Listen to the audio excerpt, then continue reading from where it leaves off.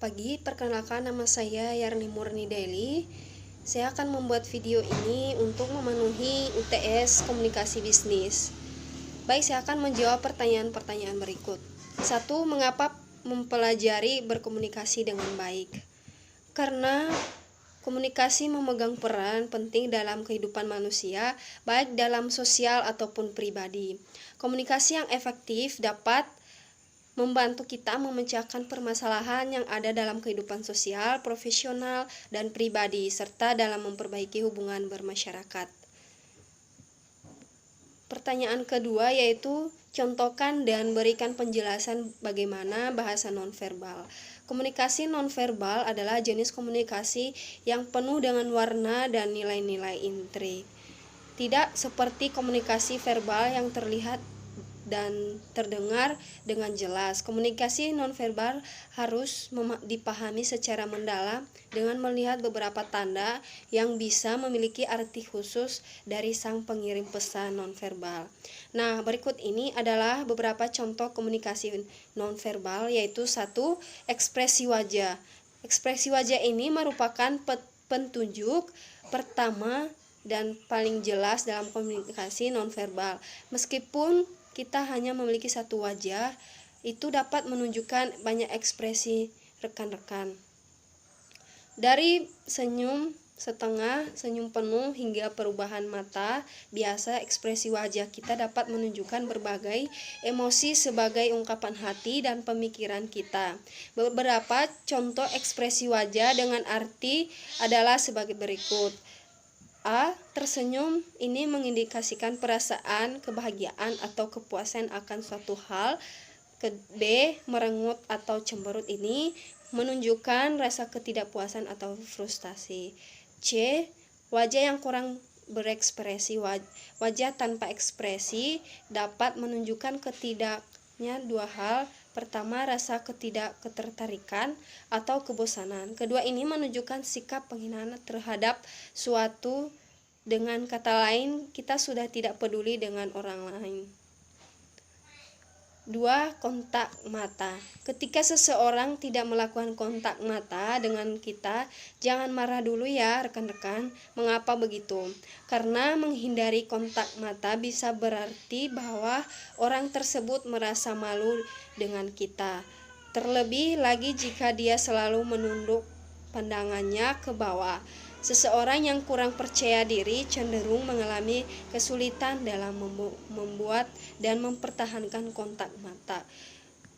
Ketiga, gerakan tubuh. Ekspresi wajah dapat menggambarkan suasana hati kita, namun seluruh anggota tubuh dapat menjadi barometer bagi komunikasi nonverbal. Sebagai contoh, ketika seseorang menyilang tangan, disadari atau tidak mereka sedang mengatakan, "Saya tidak setuju dengan ide-ide Anda."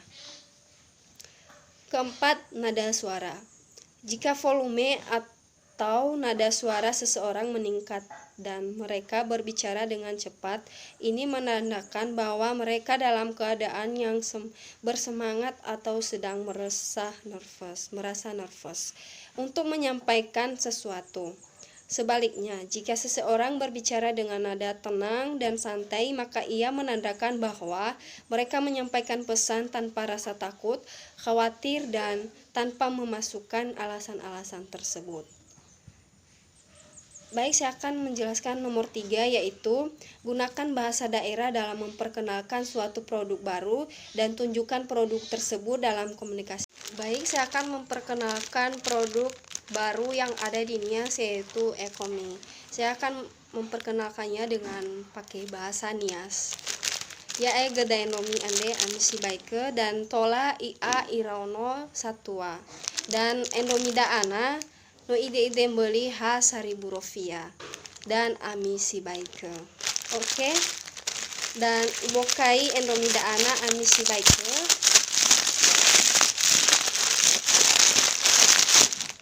Endomida ana gesogoi nasionia dan isinya simaneda ana. Nomor keempat, Contohkan dalam komunikasi singkat bagaimana pesan bisnis Anda sampaikan kepada rekan bisnis Anda.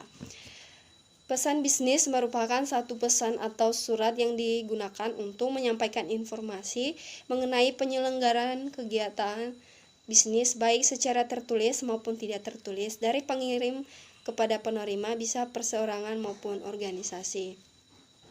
Pesan bisnis sendiri dapat melalui dua macam media komunikasi, yaitu media komunikasi tertulis dan juga media komunikasi lisan.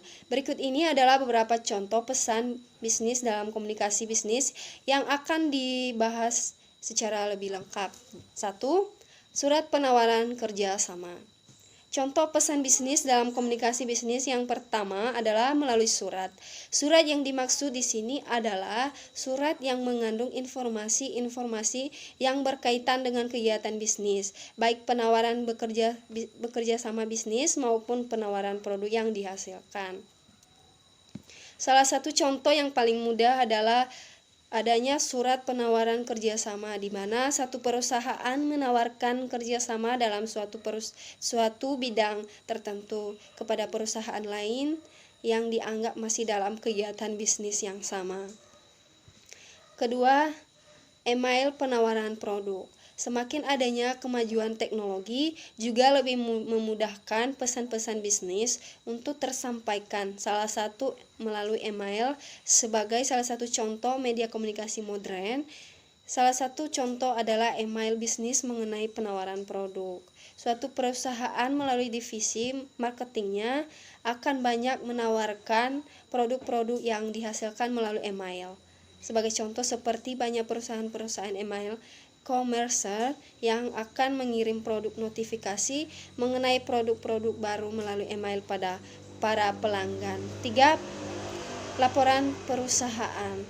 Tidak hanya yang berkaitan dengan penawaran kerjasama maupun penawaran produk saja, tetapi laporan-laporan perusahaan, memo perusahaan, dan lain sebagainya yang masih dalam lingkup kegiatan bisnis yang berjalan juga termasuk sebagai pesan bisnis. Keempat, pertemuan atau pidato. Pernahkah Anda datang pada grand launching produk komunikasi seperti handphone? Kegiatan ini banyak dilakukan oleh perusahaan iPhone atau Samsung yang ingin meluncurkan produk terbaru mereka. Melalui pertemuan yang dilakukan tersebut, di dalamnya juga sebenarnya terdapat pesan bisnis. Kelima, telemarketing. Tidak hanya melalui suatu pertemuan atau pidato saja, media komunikasi lisan juga banyak digunakan untuk penyampaian pesan bisnis seperti melalui telemarketing.